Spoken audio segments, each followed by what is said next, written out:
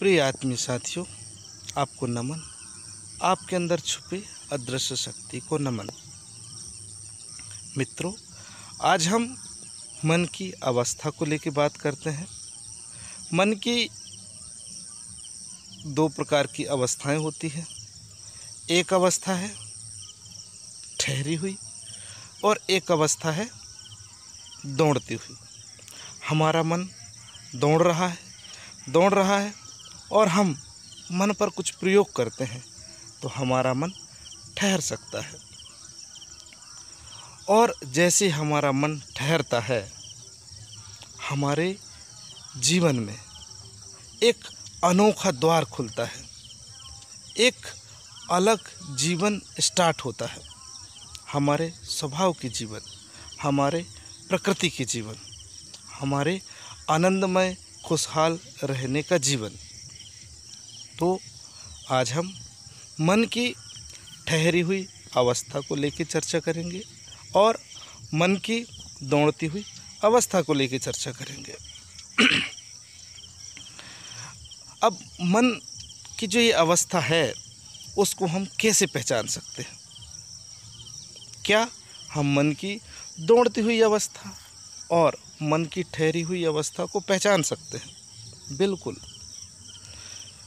आप जैसे ही अपने ऊपर ध्यान देंगे, अगर हम शरीर की अवस्था को पहचानना है तो हम शरीर के ऊपर ध्यान देते हैं, और अगर हमको मन को पहचानना है तो हमको मन पर ध्यान देना पड़ेगा। मन जहाँ विचारें उत्पन्न होती हैं। अब जैसे ही आप शांत हैं, चाहे आप बैठे रहें, चाहे आप लेटे रहें, आप अपने मन में उठ रहे विचारों को देखें।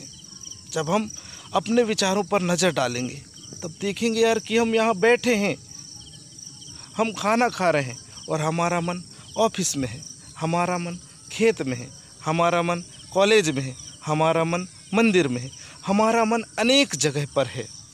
और जब हमारा मन अनेक जगह रहेगा, दौड़ता हुआ रहेगा, तो क्या हमारा मन शांत रह सकता है? बिल्कुल नहीं। हमारे जीवन में अशांति का कोई और कारण नहीं है। हमारे जीवन में अशांति का कारण भगवान नहीं है। हमारे जीवन में अशांति का कारण दूसरा कोई नहीं है।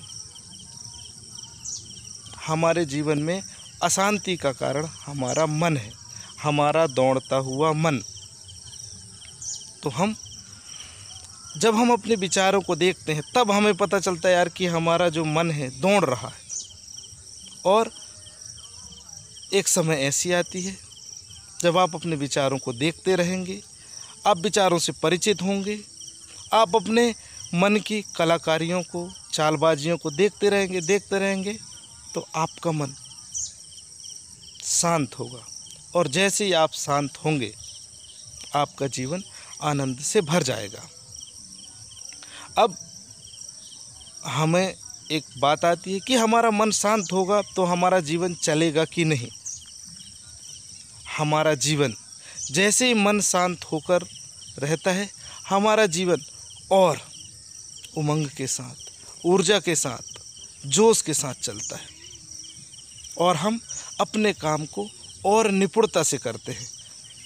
हमारा मन जब शांत रहेगा तो हम खुश रहेंगे, और जब हम खुश होकर कोई काम करते हैं तो आप खुद सोचें कि हमारा काम कैसा रहता है। तो हमारा ये दौड़ता हुआ मन है, उसको शांत करने के लिए, उसको ठहराने के लिए अनेक लोग ने अनेक प्रयोग दिए हैं।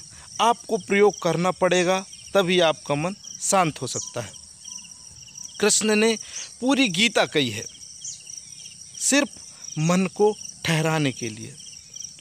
भगवान शिव ने माता पार्वती को जो 112 सूत्र दिए हैं विज्ञान भैरव तंत्र में, वो पूरे सूत्र मन को ठहराने के लिए। अष्टावक्र ने जो राजा जनक को ज्ञान दिया है, वो मन को ठहराने के लिए। तो आप अनेक जगह अनेक लोगों की बातों को सुने, देखें और प्रयोग करें। आपका मन शांत होगा, ठहरा हुआ होगा, आपका जीवन खुशहाल होगा। धन्यवाद।